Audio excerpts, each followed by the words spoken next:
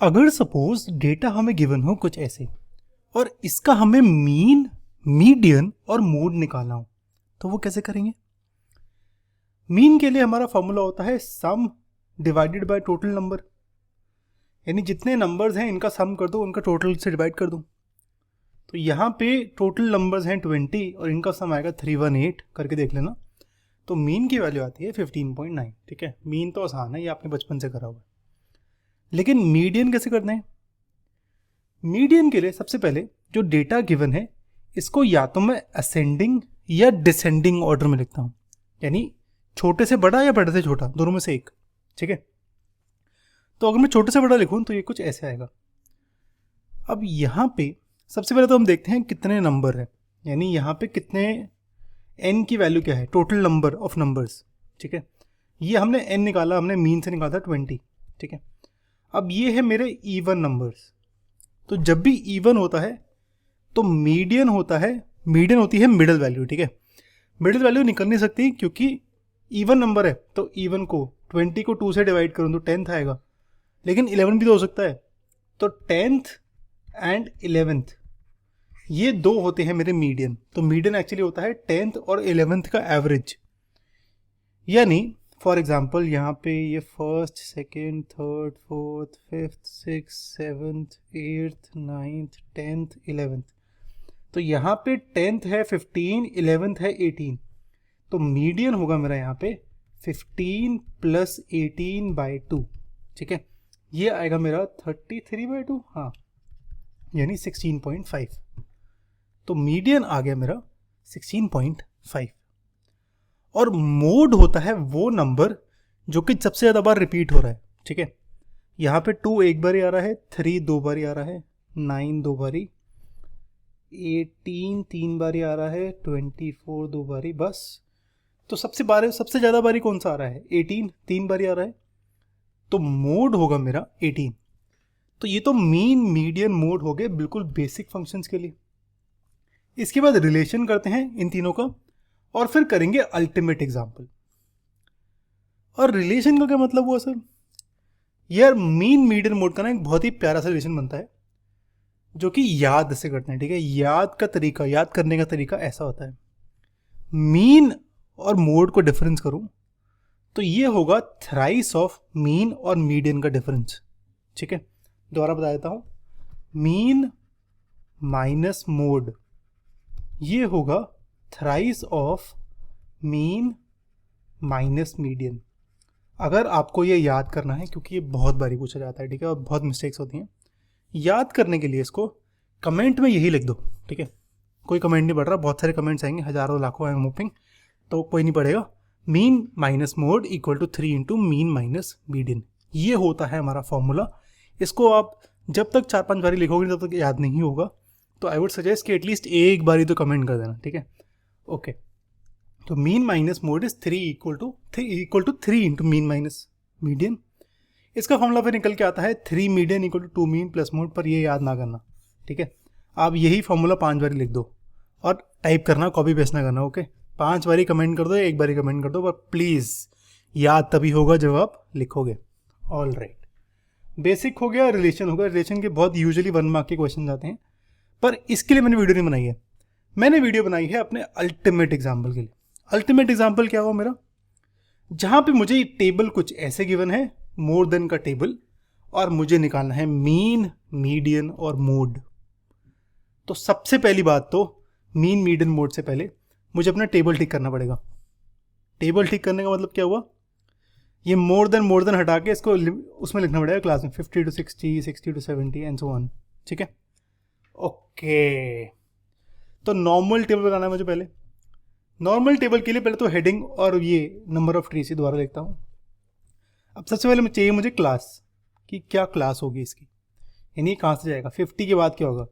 50 के बाद होगा 60, क्योंकि मोर देन 50 है और फिर उसके बाद 60 है, तो ये होगा 50 to 60, फिर 60 to 70, 70 to 80, 80 to 90, 90 to 100, 100 to 110। ठीक है, लेकिन 1110 से ज़्यादा भी, मोर देन 1110 भी 2 हैं नंबर ऑफ ट्रीज, तो यहाँ पे ख़त्म नहीं हो जाएगा। यहाँ पे इसके बाद एक और आएगा जो कि होगा 1110 से 120। ठीक है, क्योंकि ये चीज़ भूलनी नहीं है, ये 2 गायब नहीं होना, ठीक है, ये चीज़ का ध्यान रखना, ये बहुत ही कॉमन मिस्टेक होती है। मोर देन में लास्ट वाली टर्म का कुछ मतलब होता है। अगर आपको नहीं समझ आ रहा, आपके राइट साइड में कहीं पर लिंक होगा स्टैटिस्टिक्स क्लास 10th की सारी वीडियोस का, वहाँ पे वो गाइब वाली वीडियो देखना, वहाँ पे मोर देन लेस देन का समझाया हुआ है कैसे बनाते हैं। Okay, all right. तो मेरा यहाँ पे क्लास ऐसे आ गई, ठीक है, 50 to 60, 60 to 70, 70 to 80, 80 to 90, 90 to 100, 100 to 110, और आखिरी होगी क्योंकि 110 से ज़्यादा भी नंबर्स हैं तो 110 to 120, ठीक है। तो ये मेरी आ गई क्लास। अब मुझे निकालनी है इन सब की फ्रीक्वेंसी। ओके, अब फ्रीक्वेंसी कैसे होगी? मोर देन 50 है 60 नंबर ऑफ ट्रीज, है ना, और 60 से ऊपर है 55। तो अगर 50 60 के बीच में होगा तो ये होगा इन दोनों का डिफरेंस, यानी 61 55, है ना। सिमिलरली 60 to 70 के बीच में क्या होगा? 60 से 70 के बीच में, 60 से 70 के बीच में होगा जो 60 से बड़े हैं और 70 से छोटे हैं, यानी 55 - 39, ठीक है। सिमिलरली 70 to 80 होगा 39 - 29। ऐसे ही 80 to 90 होगा 29 - 10। सिमिलरली 90 to 100 होगा 10 - 6 4। सिमिलरली 100 to 110 होगा 6 - 2 यानी 4। और मोर देन 110 होगा 110 से 120 यानी 2। तो ये 2 यहाँ का यहाँ सेम आ जाएगा, ठीक है। चेक करने के लिए, क्योंकि अगर सपोज ये मिस हो गया तो हमारा गड़बड़ हो जाएगी, चेक करने के लिए जो टोटल नंबर ऑफ ट्रीज है और इन सब का सम 60 आना चाहिए, ठीक है। करके देख लेते हैं। 5 + 16 21, 21 + 10 31, 31 + 19 50, 54 58 60। हाँ अब ठीक है, ठीक है। तो ये मेरा तरीका है नॉर्मल टेबल बनाने का। नॉर्मल टेबल बन गया। अब निकालते हैं मीन, और मीन के लिए मैं यूज़ करूँगा स्टेप डेविएशन मेथड, क्योंकि स्टेप डेविएशन सबसे आसान होता है, अज्यूम मीन से भी आसान होता है। उसमें क्या होता है, फॉर्मूला होता है ए, जहाँ पे ए होता है assumed mean, FI UI by sigma FI into H। यहाँ पे UI होता है XI माइनस ए, XI माइनस ए बाय H, ठीक है। तो UI से पहले तो मुझे XI निकालना पड़ेगा, फिर ए निकालना पड़ेगा, फिर निकालूंगा ना ये सब सारी चीज़ें। तो उससे पहले तो मुझे सिग्मा FI यहाँ पे निकाल लेता हूँ मैं। सिग्मा FI 60 है। अब पहले हमें XI निकालना है, फिर निकालना है XI माइनस ए, यानी उसके लिए पहले ए निकालना है, और फिर मुझे XI minus A by H करना है, जो कि U की वैल्यू है, UI की वैल्यू, ठीक है। तो पहले XI निकालते हैं। XI होगा 50 + 60/2, ये आएगा 55। ऐसे ही 60 + 70/2, ये आएगा 65। अब क्योंकि 10 का डिफरेंस है हर एक में क्लास साइज में, और सबके क्लास साइज सेम है, तो यहाँ पे आएगा 75 85 95 105 और 115, ठीक है। तो XI की वैल्यू आ गई। अब अज्यूम्ड मीन जो होता है मेरा, ये होता है मिडल वैल्यू, ठीक है। मिडल वैल्यू कैसी हुई? ये मेरी first class, second class, third, fourth, fifth, sixth, seventh. तो मेरी फोर्थ क्लास है मेरी मिडल क्लास, ठीक है। तो यहाँ पे मिडल क्योंकि बीच में आ रही है ना, अगर सपोज इवन होता नंबर तो कुछ भी ले सकते थे, फोर्थ या फिफ्थ, पर क्योंकि 7 नंबर्स हैं तो फोर्थ ही मिडल वाली, ये मिडल है, इसके ऊपर 3 नीचे 3 है, तो बीच वाली वैल्यू है। तो ये होगा मेरा मीन क्लास, और ये जो वैल्यू है 85, ये है मेरी अज्यूम्ड मीन। तो ए की वैल्यू 85 है यहाँ पे, ठीक है, ओके। और क्लास साइज H है मेरा 50 - 60, 60 - 50 यानी 10, ठीक है, ओके। अब क्या निकालना है हमें? XI माइनस ए, और फिर इसको डिवाइड कर देना H से। तो XI माइनस ए निकालते हैं, 55 - 85, ऐसे 55 - 65 एंड सो वन। तो ये आएगा मेरा -30 -20 -10 एंड सो वन। इसको हमें डिवाइड करना है H से, यानी इसको डिवाइड करना है 10 से। 10 से डिवाइड कर दो, ये आएगा -3 -2 एंड सो वन। -3 -2 -1 0 1 2 3 1, ओके। अब हमें निकालना है FI UI। तो FI UI के लिए एक टर्म बनाता हूँ यहाँ पे, FI UI, FI 5 और UI -3, इन दोनों को मल्टीप्लाई करता हूँ। सिमिलरली 16 और -2, 10 और -1 एंड सो वन। इसे सॉल्व करें तो ये कुछ ऐसे आता है, और इसका सम आएगा -39, ओके। अब मीन के फॉर्मूले में वैल्यूज पुट करनी है, ये वैल्यूज हमने निकाली, इसको पुट कर देते हैं। इसको सॉल्व करेंगे तो आंसर आता है मीन का 78.5। मीन निकल गया। अब मीडियन निकालते हैं। मीडियन के लिए हमारा फॉर्मूला होता है कुछ ऐसे, L + n/2 minus cumulative frequency by F।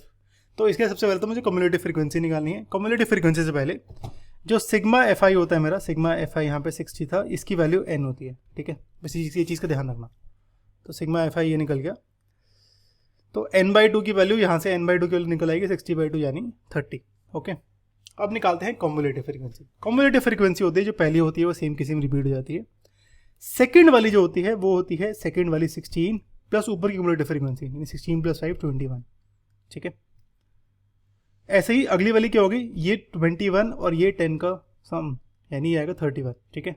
फिर 31 और 19 का सम ये आएगा 50, फिर 50 और 4 का सम ये आएगा 54, 54 और 4 का सम ये आएगा 58, और 58 और 2 का सम ये आएगा 60, ठीक है। तो कॉम्युलेटिव फ्रीक्वेंसी मेरी निकल गई है। अब मुझे क्या निकालना है, मुझे निकालना है सबसे पहली बात तो मीडियन क्लास। मीडियन क्लास के लिए कॉम्युलेटिव फ्रीक्वेंसी 60 है, इसकी यानी n/2 की वैल्यू 30। अच्छा, एक चीज़ का ध्यान रखना, जो कॉम्युलेटिव फ्रीक्वेंसी लास्ट में आ रही है और जो सम है ये सेम होना चाहिए, ठीक है। अगर ये सेम नहीं है तो हमने कुछ गड़बड़ करी है। ओके, अब मीडियन क्लास निकालने के लिए जो मेरी n/2 है 30, मैं ऐसी कॉम्युलेटिव फ्रीक्वेंसी लूँगा जो कि 30 से थोड़ी सी ऊपर हो, जस्ट 30 से ऊपर, ठीक है। 30 से जस्ट ऊपर 31, तो मेरी यहाँ पे ये होगी मीडियन क्लास, ठीक है। अब मीडियन क्लास ये है, तो यहाँ पे देख लेते हैं वैल्यूज क्या क्या होगी। एल होती है लोअर लिमिट मीडियन क्लास की, यानी ये होगा 70, ठीक है। एफ होती है फ्रीक्वेंसी ऑफ मीडियन क्लास, यानी होगा 10। n/2 के लिए हमने निकाली 30, और ये सी एफ होता है cumulative frequency of class before median class, यानी ये आएगा 21, ठीक है। बिफोर क्यों होता है, क्योंकि देखो अगर यहाँ पे 30 और कम्युलेटिव फ्रीक्वेंसी इसी की ले लूँ 31, तो ये माइनस हो जाएगा, नेगेटिव में आ जाएगा, नेगेटिव में नहीं चाहिए मुझे, ठीक है। तो ये कुछ ऐसे, h की वैल्यू मेरी यहाँ पे 10 है, तो बस ये वैल्यूज मुझे पता है, L, H, F, C, F, इसको सब पुट कर देंगे यहाँ, तो ये कुछ ऐसे आ जाएगा। मीडियन की वैल्यू आएगी 79। ओके, अब मोड निकालना है। मोड के लिए हमारा फॉर्मूला कुछ ऐसे होता है, ठीक है। मोड के लिए सबसे पहले होता है मॉडल क्लास। मॉडल क्लास होती है जिसकी सबसे ज़्यादा फ्रीक्वेंसी है, वो मेरी होती है मॉडल क्लास। तो यहाँ पे 19 हाईएस्ट है, तो ये होगी मॉडल क्लास। इसकी फ्रीक्वेंसी को मैं कहता हूँ F1, इससे पहले वाली F0, इसके बाद वाली F2, ठीक है। और यहाँ पे L होता है लोअर लिमिट मॉडल क्लास का, यानी ये होगा 80। F1, F0, F2 आ गया है, H की वैल्यू 10 है, ये वैल्यूज पुट करता हूँ, सॉल्व करूँगा अगर इसको, तो मोड आता है मेरा 83.75, ठीक है। तो यहाँ पे हमने मीन, मीडियन और मोड निकाल लिया है। आपने अगर अभी तक टीचो की ऐप या वेबसाइट नहीं देखी है तो यहाँ पे सारे क्वेश्चन के सॉल्यूशंस गिवन है एनसीईआरटी के। आपके एग्जाम्पलर अगर चाहिए तो मुझे नीचे कमेंट कर दो, और हर एक क्वेश्चन में वीडियोस भी है और बहुत सही से बना हुआ, इंपॉर्टेंट क्वेश्चन भी मार्क्ड है, ठीक है। सैम्पल पेपर भी सॉल्व है यार, और क्या लोगे। तो अभी तक सब्सक्राइब नहीं किया तो सब्सक्राइब कर लेना मेरे भाई और भाइयों और बहनों। और ये स्टडीज की प्लेलिस्ट है, इसको एटलीस्ट एक बार ही और देखना बिफोर एग्जाम्स। और यार that's about it. Next video में कुछ मैं क्लास 10th की वीडियो डाल दूंगा। अच्छा हाँ, नेक्स्ट हम बना रहे हैं प्रोबेबिलिटी ऑफ क्लास 10th, तो मैं वो डाल दूंगा यहाँ पे, ठीक है। चलो सी यू गाइस।